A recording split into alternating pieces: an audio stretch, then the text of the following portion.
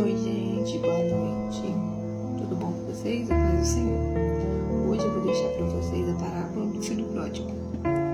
E disse: um certo homem tinha 2 filhos, e o mais moço deles disse ao pai: dá-me a parte da fazenda que me pertence. E ele repartiu por eles a fazenda. E poucos dias depois, o filho mais novo, ajuntando tudo, partiu para uma terra longínqua, e ali desperdiçou a sua fazenda, vivendo dissolutamente. E havendo ele gastado tudo, houve naquela terra uma grande fome, e começou a padecer necessidades. E foi. E chegou-se a um dos cidadãos daquela terra, o qual mandou para os seus campos a apacentar porcos. E desejava encher seu estômago com as boletas que os porcos comiam, e ninguém lhe dava nada. E tornando em si, disse: quantos jornaleiros de meu pai têm abundância de pão, e eu aqui pereço de fome. Levantar-me-ei e irei ter com meu pai. E dir-lhe-ei: Pai, pequei contra o céu e perante ti. Já não sou digno de ser chamado teu filho. Faz-me como um dos teus jornaleiros. E levantando-se, foi para o seu pai. E quando ainda estava longe, viu seu pai, e se moveu de íntima compaixão, e correndo lançou-lhe ao pescoço e o beijou. E o filho lhe disse: Pai, pequei contra o céu e perante ti, e já não sou mais digno de ser chamado teu filho. Mas o pai disse aos seus servos: trazei depressa o menor vestido, e vesti-lhe e pondo-lhe um anel na mão e a alparca nos pés. E trazei o bezerro cevado, e matai-o e comamos e alegremo-nos, porque este meu filho estava morto e reviveu. Tinha-se perdido e foi achado, e começaram a alegrar-se. E o seu filho mais velho estava no campo, e quando veio e chegou perto de casa, ouviu a música e as danças. E chamando um dos servos, perguntou-lhe o que era aquilo. E ele lhe disse: veio teu irmão, e teu pai matou o bezerro cevado, porque o recebeu são e salvo. Mas ele se indignou, não queria entrar, e saindo o pai, estava com ele. Mas respondendo ele, disse ao pai: eis que te sirvo há tantos anos, sem nunca transgredir o teu mandamento, e nunca me deste um cabrito para alegrar-me com os meus amigos.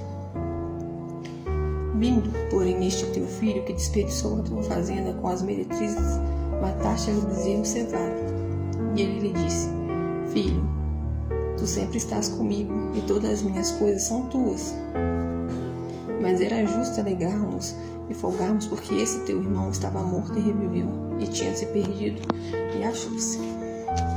Então, a passagem do filho pródigo é uma passagem maravilhosa, porque ela mostra o amor que Deus tem por nós. É a mesma coisa, quando nós estamos perdidos, quantas vezes nós mesmos não somos os filhos pródigos, os filhos que Deus dá de tudo pra gente, tudo do bom, do melhor, e mesmo assim a gente sai da presença de Deus, porque a gente acha que não tá fácil, não tá bom. Então a gente sai da presença de Deus, a gente busca outras coisas, a gente fala: eu não quero mais saber disso não, vou pra vida lá fora que o mundo é melhor. Só que no mundo a gente não sente nada. No mundo é farra, bebida, tem gente que droga, e a gente fica pensando assim: nossa, realmente no mundo está melhor do que lá na igreja. Só que o que a gente esquece é que morto não sente dor. Quando a gente está no mundo, quando a gente sai da igreja, a gente está morto. O espírito da gente está morto. Não adianta a gente falar que não, porque toda vez que acontece alguma coisa, a gente praticamente não sente. No mundo, a gente acorda sempre com vazio. Um vazio que você procura, você pode tentar preencher de todas as formas, mas você não consegue. Porque a falta que está fazendo ali, aquele buraco que falta, é Deus na vida da gente. Então, por mais que às vezes a gente venha passar lutas, provas, continua dentro da igreja, porque a gente está no melhor caminho que a gente poderia estar, que é a presença de Deus. Porque no mundo lá fora, a gente não tem nada, a não ser a morte. Porque lá é morte, é a morte certa. A gente pode passar dificuldades, a gente pode passar provações dentro da igreja, mas a gente está com Deus, Deus está do nosso lado, Deus está segurando a nossa mão. Agora no mundo, você está com quem? Você está com Satanás, porque você faz de tudo, você se droga, você se prostitui, você bebe, às vezes você nem lembra o que você fez outro dia, você fica com a consciência pesada: poxa, eu magoei alguém, porque eu fiz isso, eu falei aquilo. você não se lembra. Porque você às vezes acha que aquilo ali é uma alegria, mas não é. E sabe por quê que Satanás coloca isso na sua cabeça?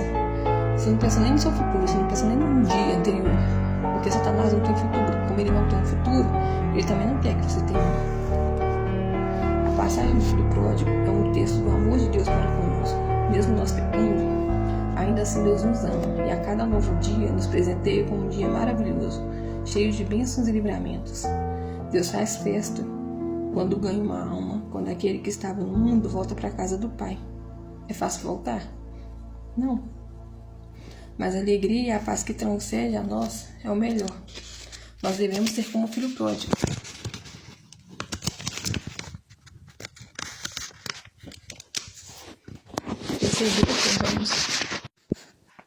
Perceber que errou e voltar para a casa do Pai.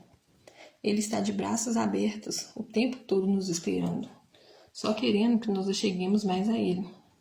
Ele é o Pai que perdoa nossos pecados e luta por nós.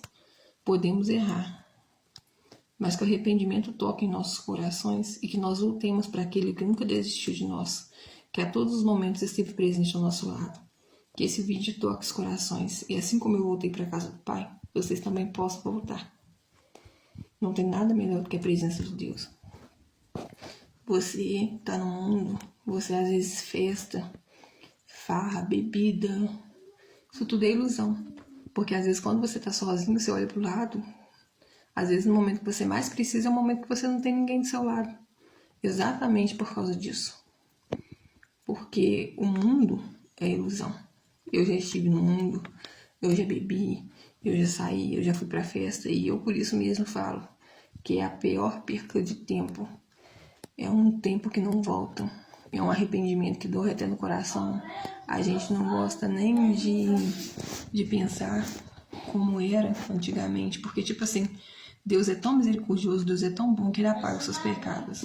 Deus pega e não deixa aquilo que a gente passou antes. Deus não deixa aquilo ficar entrando na cabeça da gente. Agora, quando a gente está no mundo, não. A gente fica pensando o tempo inteiro, nossa, eu fiz aquilo, não vou fazer mais não.